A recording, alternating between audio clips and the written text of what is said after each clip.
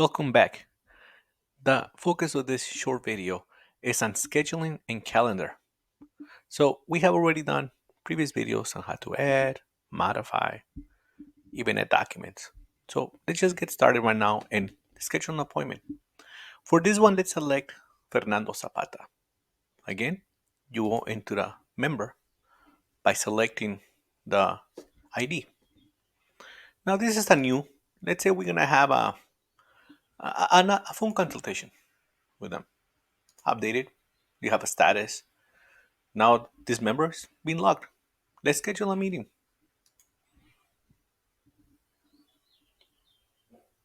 Now select the scheduling tab on the top here.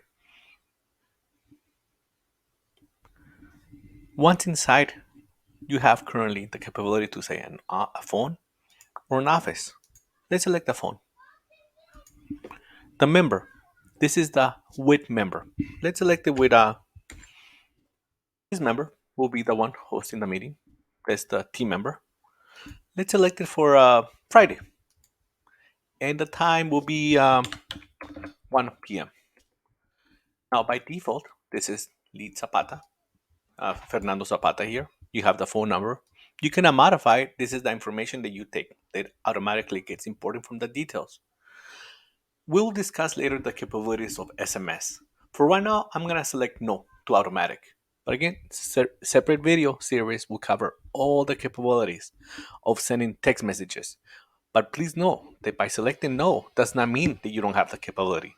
It just means that you have to trigger it manually. Update.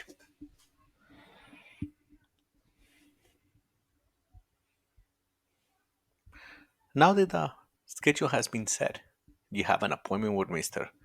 Fernando Zapata on 6/3/2022, 1 p.m. Again, now you have capability to go to the message. We will skip this for the moment because it's not the focus, but you have it on schedule.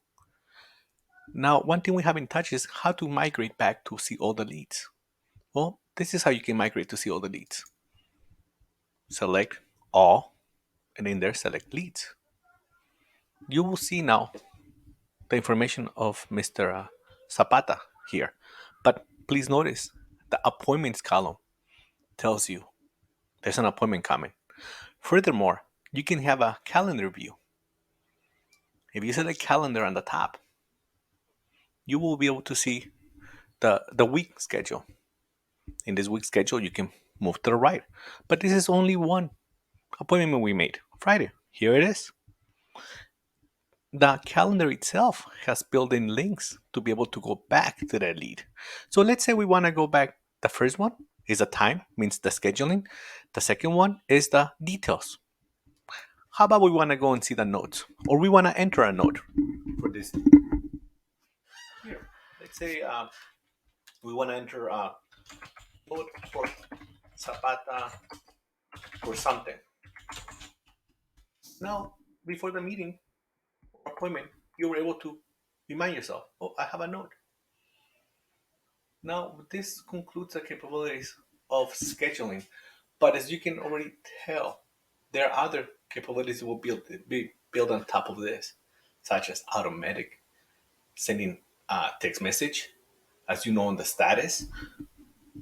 For example, if we go back to scheduling, we are able to cancel it. Say, you know what? No, we have to reschedule it or just cancel it. Update. And by doing this, the appointment is no longer there. Please allow me to show you something. Now that we have canceled this potential appointment that we had, you don't have to jump into all the leads. You can go directly to all the appointments.